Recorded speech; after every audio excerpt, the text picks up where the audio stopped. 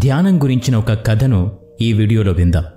ధ్యానం ఎలా చేయాలో తెలుసుకోవాలంటే ఈ వీడియోని స్కిప్ చేయకుండా చివరి వరకు చూడాల్సిందే.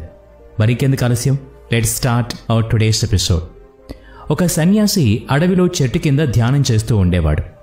ఆయన రోజు ఆ అడవిలో ఒక కట్టెలు కొట్టేవాడిని చూస్తూ ఉండేవాడు. ఒకరోజు అతన్ని ఆపి, చూడు, నువ్వు రోజు ఈ కట్టెలు కొట్టి తీసుకుని వెళ్తూ ఉన్నావు, కానీ దాంతో నువ్వు ఒక్క పూట అన్నం కూడా తింటం లేదు. నువ్వు కాస్త ముందుకు వెళ్తే అక్కడ చందనం చెట్లున్నాయి. ఒక చెట్టు నరికి తీసుకెళ్తే నువ్వు 7 రోజులు తినవచ్చు అని చెప్తాడు. అతని జీవితం మొత్తం ఆ అడవిలో కట్టెలు కొడుతూనే గడిపాడు. అతనికి ఆ అడవి బాగా తెలుసు. ఈ సాధువు చెట్టు కింద కూర్చుని ఉంటాడు. అడవిలో ముందుకు వెళ్తే ఏముందో ఈయనకెలా తెలుసు? సాధువు ఇంతకుముందు ఎప్పుడూ చెప్పలేదు అని అనుకుంటాడు. కట్టెలు కొట్టేవాడికి సాధువు చెప్పిన మాటలపై నమ్మకం కలగదు. అయినా ఒకసారి ప్రయోగం చేసి చూస్తే పోయేదేముంది అనుకుంటాడు. సాధువు మాటల్ని విశ్వసించి ముందుకు వెళ్తాడు. అతను వెనక్కి తిరిగి వచ్చి సాధువు కాళ్ల మీద పడి క్షమించమని అడుగుతాడు. నాకంటే ఎక్కువ అడవి గురించి ఎవరికి తెలుసు అని నాకు మొదట అనుమానం వచ్చింది. నా తండ్రి కట్టెలు కొట్టేవాడు, ఆయన తండ్రి కూడా కట్టెలు కొట్టేవాడు. మేము ఈ అడవిలో తరతరాలుగా కట్టెలు కొట్టే జీవితాన్ని గడుపుతూ ఉన్నాం.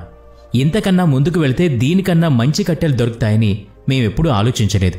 మాకు ముందే తెలిస్తే సగం జీవితం దరిద్రంలో గడిచేది కాదు అని అనగా, దానికి సాధువు, ఇప్పటికీ ఆలస్యం ఏమీ కాలేదని, మనం లేచినప్పుడే ఉదయం అయినట్టని, ఇక వెళ్ళి చందనం చెట్టును నరికి తీసుకెళ్ళు అని అంటాడు. అతను అడవిలోకి వెళ్ళి ఒకరోజు చెట్టును నరుకుతాడు. ఆ ఒక్కరోజు తర్వాత 7-8 రోజుల వరకు అడవికి రావాల్సిన అవసరం ఉండేది కాదు. వాటికి ఎక్కువ ధర రావడంతో ఒక్కరోజు కట్టెలు కొట్టి 7 రోజులు హాయిగా ఉండేవాడు. ఒకరోజు ఆ కట్టెలు కొట్టేవాడు వెళుతూ ఉండగా సాధువు అతన్ని ఆపి, నువ్వు చందనం కర్రలు కొడుతూ ఉన్నావు కదా, మరి దీని ముందు ఇంకా ఏముందో తెలుసుకోవాలని నీకెప్పుడూ అనిపించలేదా అని అడుగుతాడు. నాకు ఆలోచన రాలేదు అనగా, సాధువు, ఈ చందనం వదిలి ఇంకా ముందుకు వెళ్ళు, ముందు వెండి భాండాగారం ఉంటుంది, ఒక్కరోజు పనిచేస్తే 4-5 నెలలు గడిచిపోతుంది అని చెప్తాడు. అతను సాధువు నమ్మి ముందుకు వెళ్తాడు. అక్కడ నిజంగానే వెండి భాండాగారం ఉంటుంది. ఒకరోజు వచ్చి తీసుకువెళ్ళి 4 నెలల తర్వాత వచ్చేవాడు. అలా కొన్ని సంవత్సరాల తర్వాత తిరిగి వచ్చి చూస్తే సాధువు ఆ చెట్టు కింద కూర్చుని ఉంటాడు. సాధువు అతనితో, ఇంకా వెండినే తీసుకువెళ్తున్నావా? ఇంకా ముందుకు వెళ్తే అక్కడ బంగారం నిల్వలున్నాయి అంటాడు. ఇతను ముందుకు వెళ్ళి చూడగా నిజంగానే అక్కడ బంగారం నిల్వలుంటాయి. అక్కడ ఉన్న బంగారంతో అతని మొత్తం జీవితం సరిపోతుంది.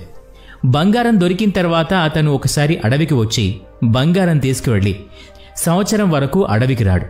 అలా కొన్ని సంవత్సరాలు గడిచిన తర్వాత అతను అడవికి వెళుతూ ఉంటే ఆ సాధువు చెట్టు కింద కూర్చో ఉండటం చూస్తాడు.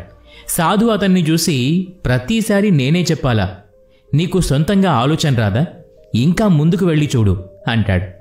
దానికి కట్టెలు కొట్టేవాడు, నాకు నిజంగానే మందబుద్ధి ఉంది, అయినా బంగారం కన్నా విలువైంది ఏముంటుందని అనుకున్నాను అంటాడు. అప్పుడు సాధువు, ఇంకా ముందుకు వెళ్ళు, అక్కడ వజ్రాల నిల్వలున్నాయి అనగా అతను వెళ్ళి చూస్తే నిజంగానే అక్కడ వజ్రాల నిల్వలుంటాయి. అప్పుడు అతను ఒక్కసారి వజ్రాలు తీసుకువెళ్ళి కొన్ని సంవత్సరాల తర్వాత అడవికి తిరిగి వస్తాడు. అలా ఒకసారి వజ్రాలు తీసుకుని వస్తూ ఉండగా సాధువు చెట్టు కింద కనిపిస్తాడు. సాధువు అతనితో, ఇంకా వజ్రాలు తీసుకుంటూనే ఉన్నావా, ముందుకు వెళ్ళలేదా అంటాడు. ఆ కట్టెలు కొట్టేవాడికి కాస్త గర్వం వస్తుంది. ఎందుకంటే అతను ధనవంతుడయ్యాడు, ఇల్లు కట్టుకున్నాడు. అందుకని సాధువుతో, వజ్రాల కంటే విలువైంది ఇంకా ఏముంటుంది అని అడుగుతాడు.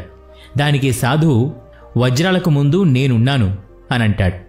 ఈ చెట్టు కింద వజ్రాలు తీసుకోకుండా నిశ్చింతగా ఎందుకు కూర్చున్నాడని నీకెప్పుడు అనిపించలేదా? దాని కట్టెలు కొట్టేవాడు వెంటనే ఆయన కాళ్ళు పట్టుకుని, నేను ఆలోచించలేకపోయాను, వజ్రాలు, బంగారం, వెండి గురించి తెలిసిన వ్యక్తి దగ్గర ఇంతకన్నా ఎక్కువ విలువైంది ఉండి ఉంటుందని గ్రహించలేకపోయాను అంటాడు. ఈ ప్రపంచంలోని ధనం కన్నా విలువైంది మీ దగ్గర ఏముంది అని అడుగుతాడు.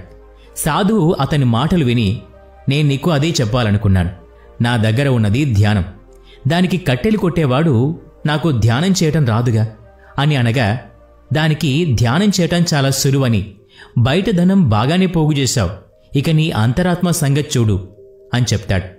ధ్యానంలో కూర్చొని లోపల జరిగేది చూడు, లోపల ఉన్న అనుభవాల్ని పట్టుకుని ఉండకు, లోపల పరమాత్మ కనబడతాడు, ఆయన్ని పట్టుకోకు, అన్ని అనుభవాలు ఒక్క తాటిపై వచ్చే వరకు చూస్తూ ఉండు, ఆ అనుభవాల్ని ఎలాంటి ఒత్తిడి లేకుండా ఉండేటట్టు చూడు, ఎప్పుడైతే ఎలాంటి అనుభవం ఉండదో, ఎలాంటి విచారాలు ఉండవో, అప్పుడు నిర్వికల్ప సమాధిలో ఉంటాం.